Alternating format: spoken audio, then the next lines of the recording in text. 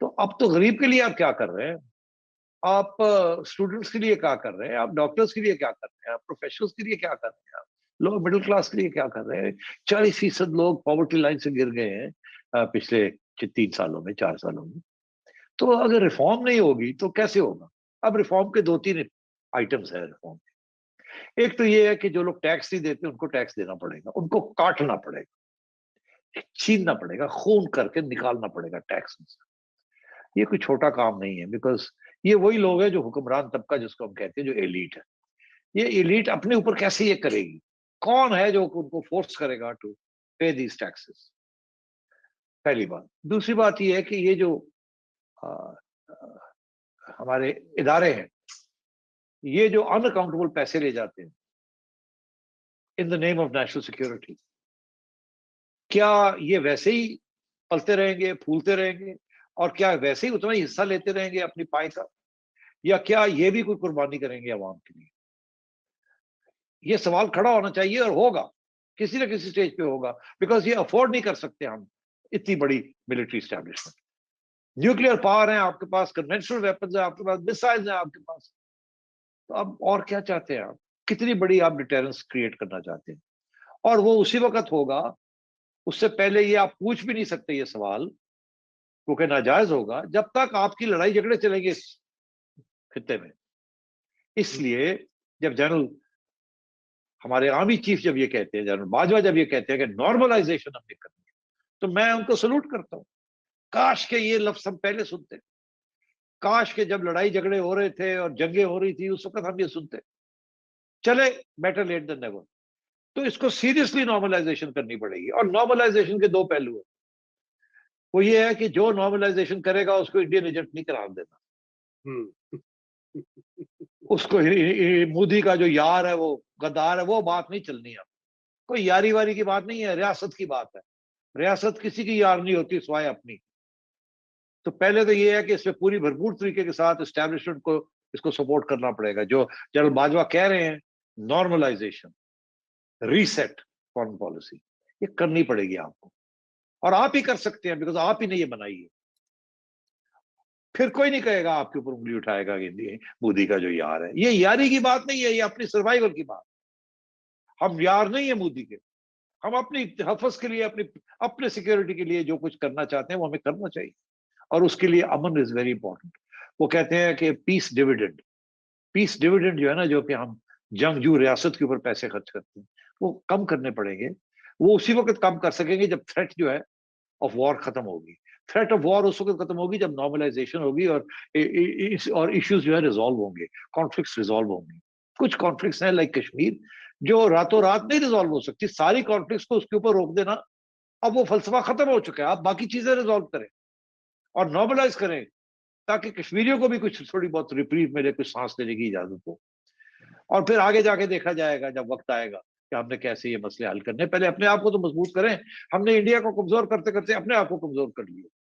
تو یہ ریفارم کا agenda has also got to be this question of national security.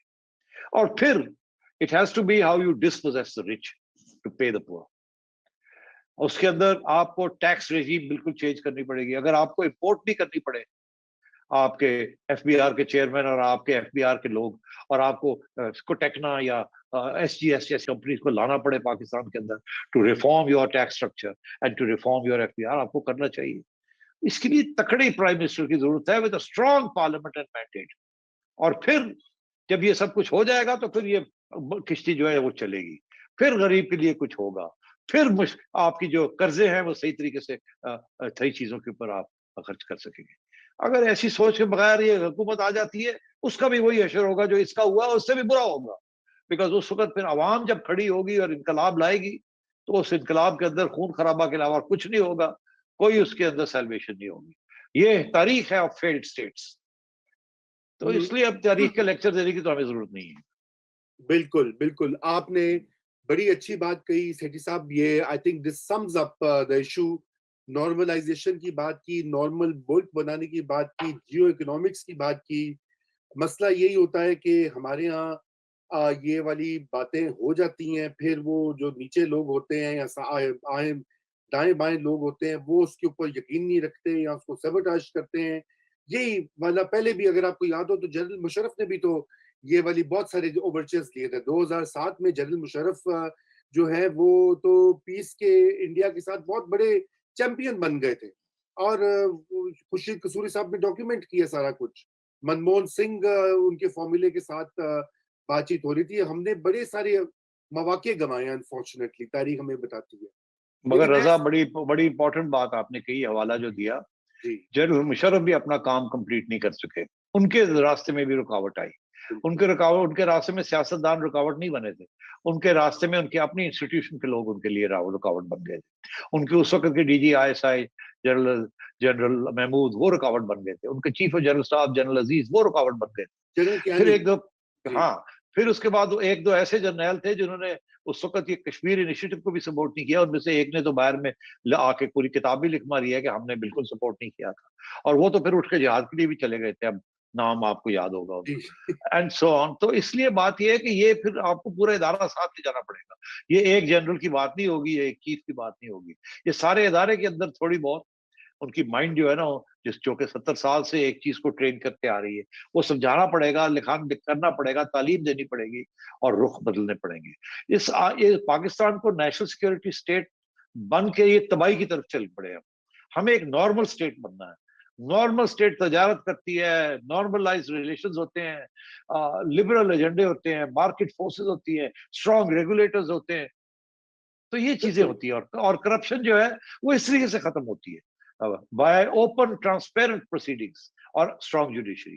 تو میں یہ سمجھتا ہوں کہ یہ اس کے بغیر اب یہ ملک بچ نہیں سکتا, اور اس کے حکمران طبقے کو اب سوچنا پڑے گا کہ اس ملک کو اس کرائسس سے نکالنا ہے. ادروائز یہ حکمران طبقہ جو ہے یہ فارغ ہو جائے, یہ سارے کے سارے بھاگ جائیں گے یہاں سے, یہ کچھ قتل ہو جائیں گے, کچھ بھاگ جائیں گے یہاں سے.